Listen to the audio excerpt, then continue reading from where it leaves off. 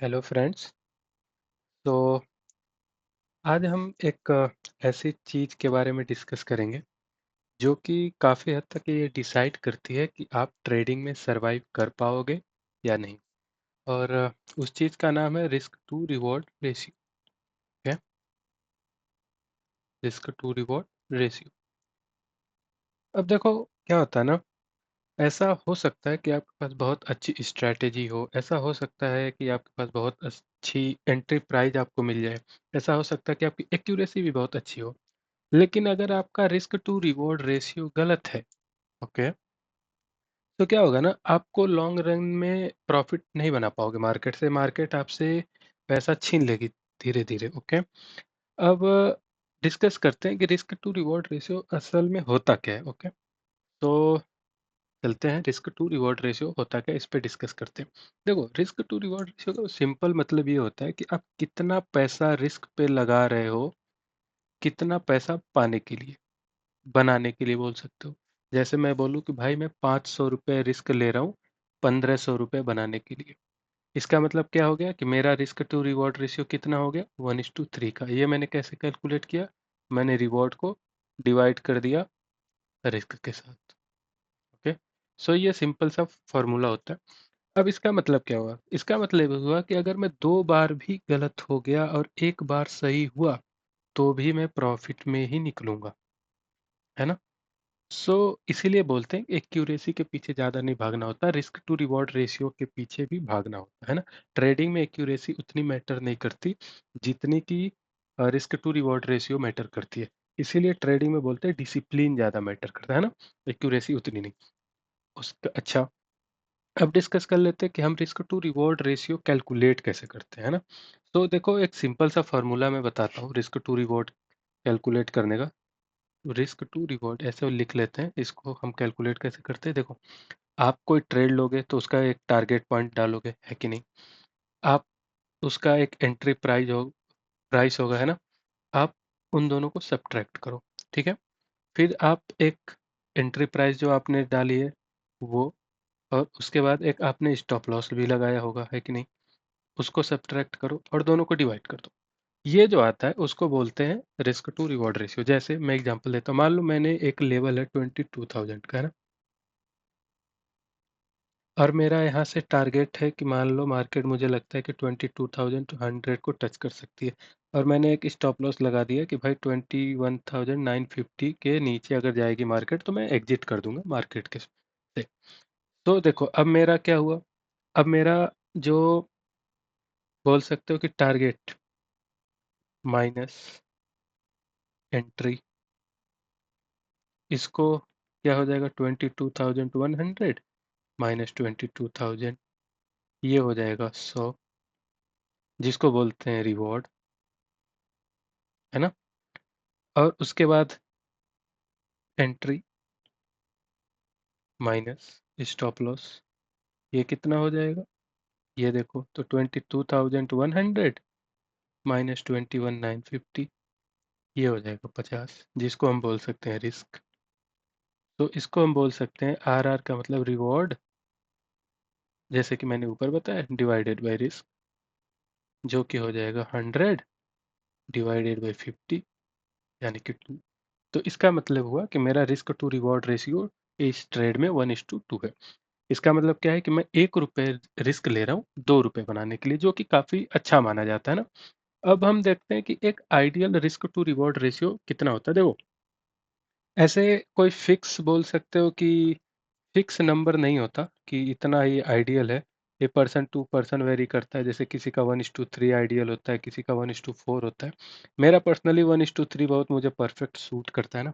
मुझे ऐसा लगता है कि 1:3 होता है तो थोड़ा सा एक्यूरेसी कम भी हुआ, अगर 30-40% भी एक्यूरेट हुआ मैं, तो भी मैं मार्केट से पैसे निकाल पाऊंगा। ओके, तो उसके बाद देखो, एक आइडियल नहीं बोल सकते बट एक जनरल बोल सकते हो कि नॉर्मली अच्छा माना जाता है 1:2 से ज़्यादा ही रहे तो।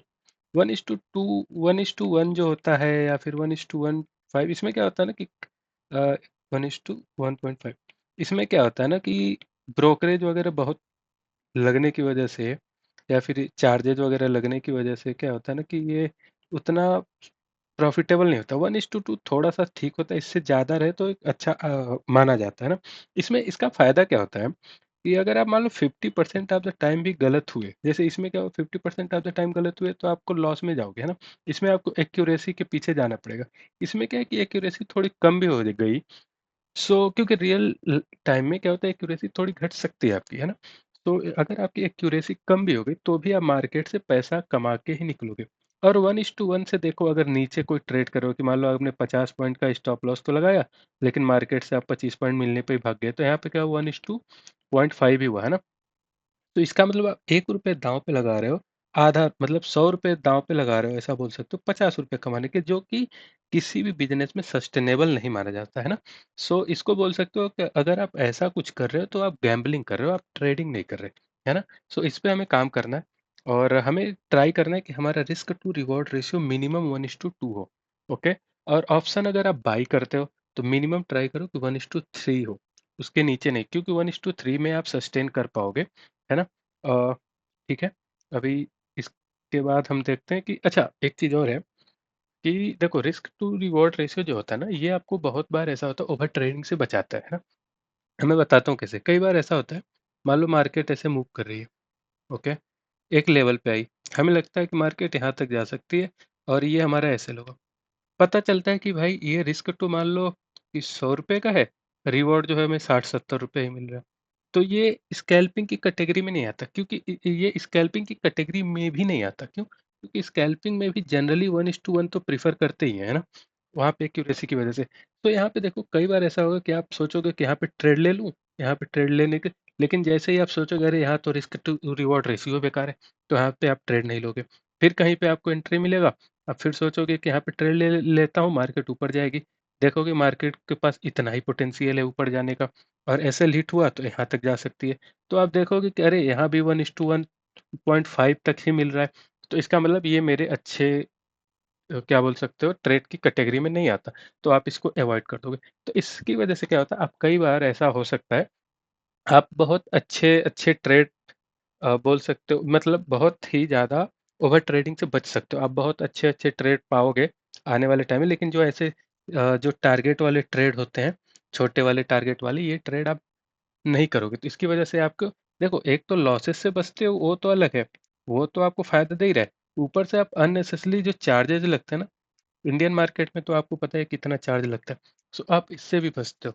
तो ये आपके बहुत बोल सकते हो फायदे की चीज हो जाती है, अगर आप एक बोल सकते हो आइडियल 1:2 या 1:3 risk to reward ratio follow करते हो, तो उसकी वजह से आप ओवर ट्रेडिंग से बच सकते हो, जो कि बहुत ज़्यादा आपको बोल सकते हो बेनिफिट करता है लॉन्ग रन में। ठीक है। अब हम देखते हैं कि हम रिस्क टू रिवॉर्ड रेशियो अपने ट्रेडिंग करने में यूज कैसे कर सकते हैं ना। तो देखो, किसी भी ट्रेड में आप हमेशा जब भी ट्रेड लेने जाओ, किसी भी ट्रेड में, एक तो देखो पहली बात तो जल्दबाजी नहीं करना, ये चीज आपको अंदर फोमो नहीं, फोमो का मतलब कि ये अरे ट्रेड मिस हो जाएगा, अरे ट्रेड मेरा चला जाएगा, ऐसा नहीं होता। ट्रेड मार्केट यहीं पे रहने वाली है, आप नहीं रहोगे जबकि, है ना। सो हमें इन चीज़ों पे ध्यान नहीं देना है कि मार्केट चली जाएगी, हमें ट्रेड नहीं मिलेगा, ट्रेड आपको हमेशा मिलेगा, मार्केट खुद आपको ट्रेड देगी, आपको बस शांति से वेट करना है। ओके। तो अभी हम देखते हैं कि देखो, मान लो ये आपका एंट्री पॉइंट है ना, आपने देखा कि मार्केट यहाँ तक जा सकती है, ये आपका टारगेट पॉइंट हो गया, ये आपका एसएल पॉइंट हो गया, है ना। अब हमें क्या करना है, ये देखना है कि क्या हमें 1:2 या 1:3 जो आपको सूट करे, है ना, उसके हिसाब से क्या हमें वो चीज़ मिल रही है क्या, इतना रिस्क टू रिवॉर्ड रेशियो मिल रहा है क्या। अगर ये नहीं मिल रहा, फिर फर्क नहीं पड़ता मार्केट ऊपर जाए कहीं जाए, हमें वो ट्रेंड नहीं लेना है। हो सकता है कि मार्केट यहाँ से टारगेट हिट कर दे, लेकिन ये चीज़ आपको बाद में पता चले, क्या पता अगर आपका मार्केट ऐसे हिट कर देती तो, है ना। और अगर ये हिट भी कर देता, तो आप अगली बार ऐसा नहीं बोल सकते ना कि अगली बार भी हिट करेगा, है ना।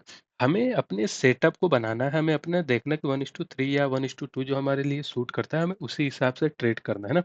और एक चीज और, देखो कभी भी आप एसएल को फिक्स मत किया करो, जस्ट कि मतलब बहुत छोटा करने के लिए, कि मेरा 1:2 हो जाएगा, कि जैसे मान लो यहाँ पे 1:2, जैसे मान लो मैं दिखाता हूँ, जैसे मान लो एक सेकेंड, ये आपका एंट्री है, ये आपका टारगेट है, आपने बोला एसएल यहाँ होगा, आपने बोला अरे ये तो 1:1.5 ही हो रहा है लेट से एग्जाम्पल में, आपने क्या किया, बोला कि नहीं मैं एसएल तो यहाँ कर दूंगा, अब 1:2.5 हो गया, अब तो मेरे कंडीशन में आ गया।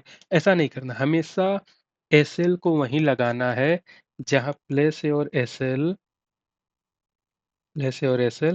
एट द सुटेबल प्लेस, ऐसे बोल सकते हो कि एसएल वहीं लगाना है जहाँ पे एसएल लगना चाहिए। हमेशा कभी भी एसएल को अपने, बोल सकते हो, रिस्क टू रिवॉर्ड को मेंटेन करने के लिए मूव नहीं करना। जब करना क्या है, अगर आपका एसएल बड़ा हो रहा है तो क्वांटिटी घटा दो, सिंपल। क्वांटिटी घटा दो, पोजीशन साइजिंग अच्छी कर लो, है ना, उसको फिक्स कर लो, हो जाएगा।